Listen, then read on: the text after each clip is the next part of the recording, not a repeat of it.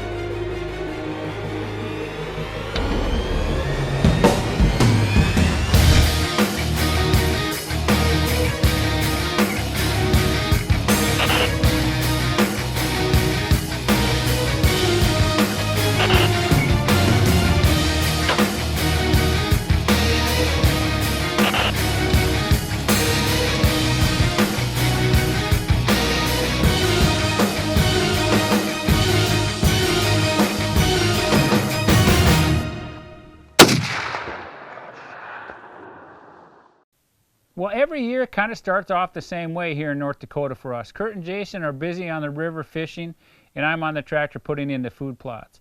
And this year was no different. I was on the tractor putting in the soybeans and the corn and the turnips, trying to get things ready for the fall. And once I get off the tractor and get all that work done, it's time to put out the Big and J. And I like to put out the Big and J early. And what that does is the deer have just come off of winter. There's not a lot of browse during the springtime, so it gives them a little extra supplement to get them going and get them jump started. And once I get the Big and J on the ground, the covert cameras are going up right away. It's a nice thing to do. Even though there's not a lot of growth right away, you get to watch these deer grow through the season. And this year was no different. Come around August, September, we're talking some really nice deer on camera. And so our hopes were really high for the opening weekend. With a new season upon us, we were excited. The covert cameras were telling us there were some big deer in the area. But we struggled. We struggled with the winds. We struggled with everything this year. And between Shelby's volleyball schedule, my work schedule, and the winds, we didn't get a lot of time in the tree. But when we did get out, we had a good time. We had some young bucks underneath us, but nothing that was worth shooting.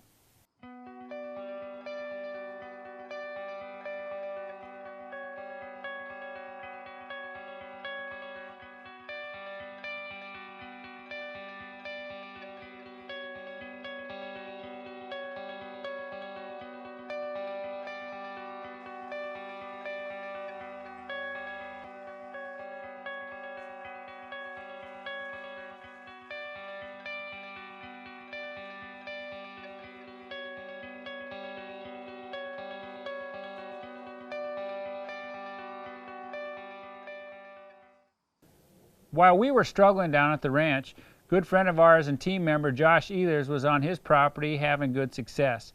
And by good success, I mean he was finding good deer every time he was out checking cameras or scouting. Now Josh is a kid that's got a passion for whitetail hunting and mule deer like nobody else. He works shift work and he'll put in 40, 50-hour weeks. Sometimes he'll work through the night, get off, skip sleeping, and head out to the stand. And this year was no different. He got some great deer on camera, and he was targeting one or two of these mule deer, and on today's hunt you're going to see him going after Triple Crown. Alrighty, it's day 5. We've been hunting hard. We've been on all 3 of our target bucks 3 separate times, been within 40 yards every time, and it just hasn't worked out. We have the big 3 bedded down about a mile from here, so we got some distance, but we got on this deer yesterday morning, literally just over this hill to our right, and we had him at 34 yards, no shot. We're just run down, me and Cole. We've both got head colds. I probably sound like a horse right now, but we're gonna go close the distance. He's bedded down in a pretty dang good spot. The only thing we don't have going is there's absolutely no wind, so this is a deer we have a ton of history with. He's an absolute stud. We're gonna go get after him.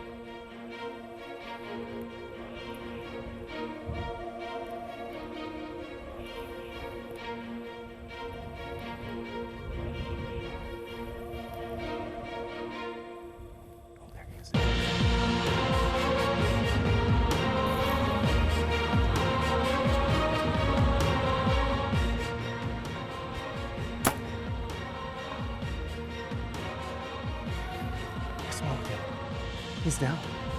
He's down, Cole. We just killed Triple Crown, no. Did we do it? We just sat. Oh my gosh, Cole. I'm shaking like a leaf. We just sat for 6 hours for the big 3. I think he's dead. He couldn't even jump the fence. But anyways, we sat for 6 hours at 80 yards, and all he needed to do was get up and come out of the brush. Whatever, he gets up, he comes barreling out, and I'm just mad because I'm like, it was perfect. Guess not.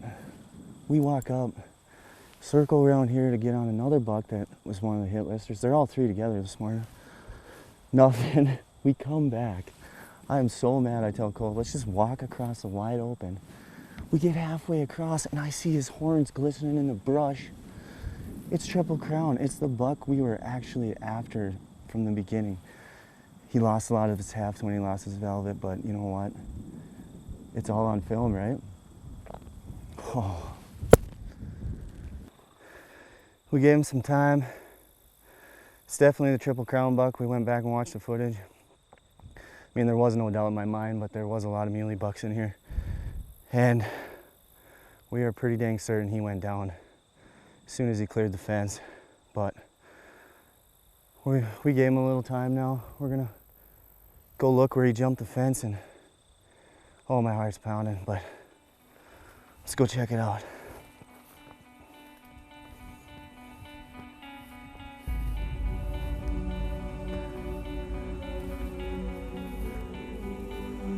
Oh boy. Oh, there's my arrow. Check it out.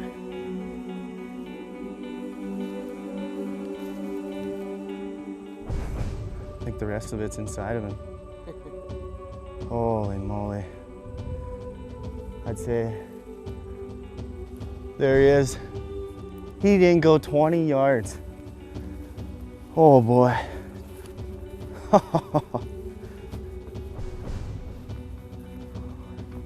That's him, all right. Oh man. Holy moly. This is Triple Crown.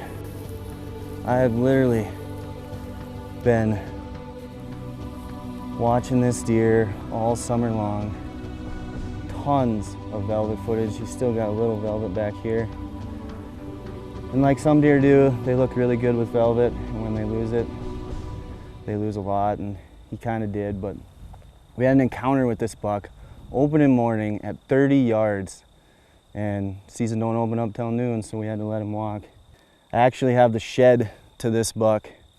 Literally found it 100 yards down the hill underneath that tree this side, and hopefully we can show you that later on. But I just want to thank John Arman, the Ultimate Outdoor Adventure guys.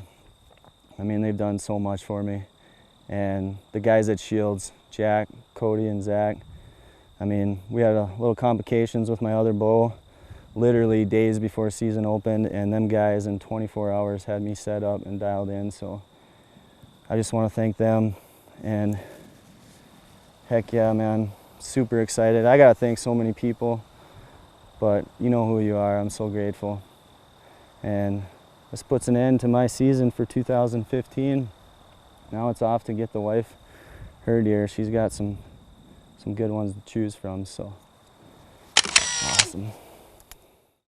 Well, now that Josh has got his deer tag filled, it freed up a little time for him, and I took advantage of that. So I had him come down the ranch during the weekdays and see if we could film something and get something down. Well, the first night that him and I were in the tree stand, we had an experience that I'll remember forever, because it was my biggest deer I've ever had in front of me. And it was the one that we called double throat patch. You've heard about him in the past. You're going to hear about him in the future. And he's just one of those deer that he seemed like he was always eluding us. We could never find him on trail camera. And here he shows up out in front of me at 50 yards. Now, it was one of those situations, the wind was blowing, I was sitting wrong in the tree stand, I really couldn't get a shot. And now, thinking about it in hindsight, well, I guess there really is no hindsight, because as you're going to see down the road, I get a second chance at him during rifle season.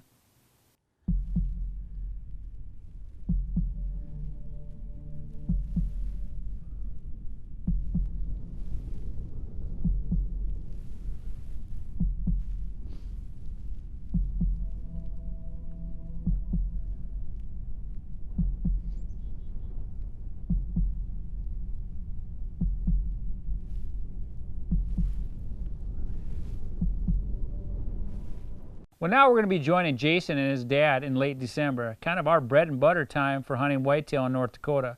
We're always hoping for those cold temperatures to push them into food plots. Well, this year, once again, El Nino kind of messed things up, and it was awfully nice out. But when we did get a cold snap, Jason was lucky enough to have time off from his work, and his dad joined him, and they headed down to the Black Forest. Now, this is a place where Jim has had some super good luck. The past 2 or 3 years he's filled his tag there, and he was hoping to fill it tonight again. We're going to go out and give it a try on the 30th of December down at the ranch, and it's the first time I've had an opportunity to come down this year, and I really appreciate that. And we're gonna go over and over in the Black Forest area, and I've been able to have good luck the last couple years over there, but we'll see if we can make it 3 out of 3. So that's what we're going to do. It's a very nice night, light winds. It's about 12, 14 degrees, and perfect night. So should be enjoyable.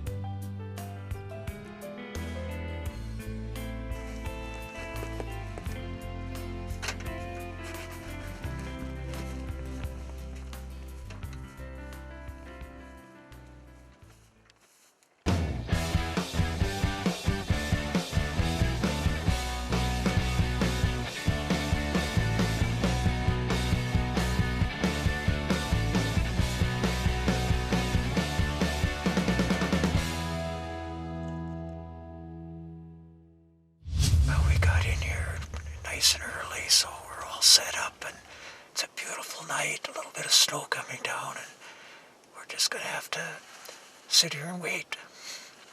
But it's just a gorgeous evening.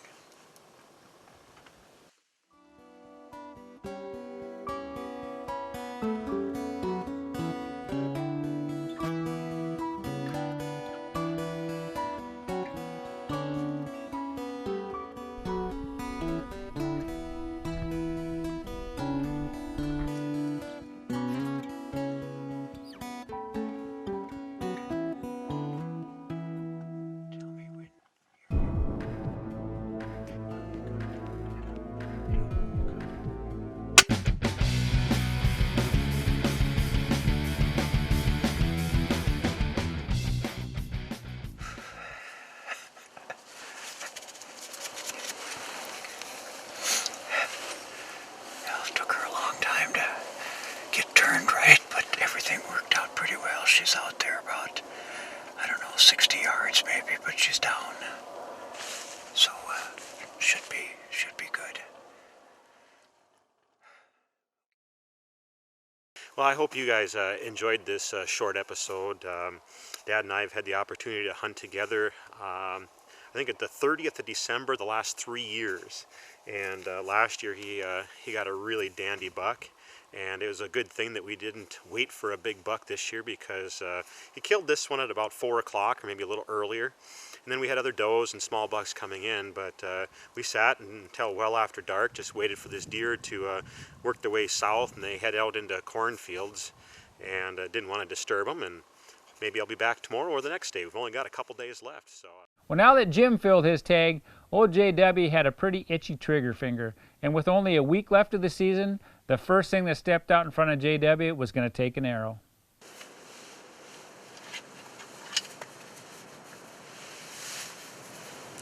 Had a group of deer coming. They're about 75, 80 yards, but they're coming on a pretty good walk. Looks like a couple small bucks and a doe for sure. I think if it's a decent doe, I'm going to take the shot.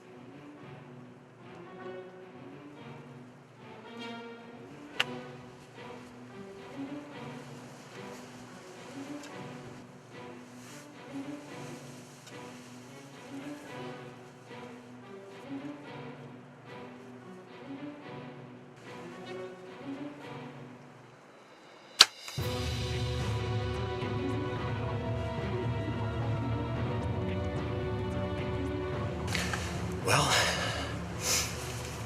I believe I just put an end to my 2015 archery season. I've been sitting here quite a bit lately, hunting both evenings and mornings. And Dad smoked a real nice doe last night, and I had a couple does coming in earlier, but they were so skittish. It's really windy out. And I don't know, this group of deer just came in, and she gave me a pretty good shot at about 22 yards, so I took it and should be able to go get her here in a little bit. Well, the blood trail's getting pretty thick here. In fact, I got a little further out from the trees than I was thinking I was going to get. I think I can actually see her up there, so I'll walk up there. What a beautiful evening. So we'll probably talk to you later, and if I don't, have a good New Year's Eve. Okay, I'll talk to you tomorrow. Yep, okay, bye-bye. Dad's already celebrating. He's got his deer put away, and I'm gonna go get the truck. I know he wishes he was here with me, but next year, same time, same place.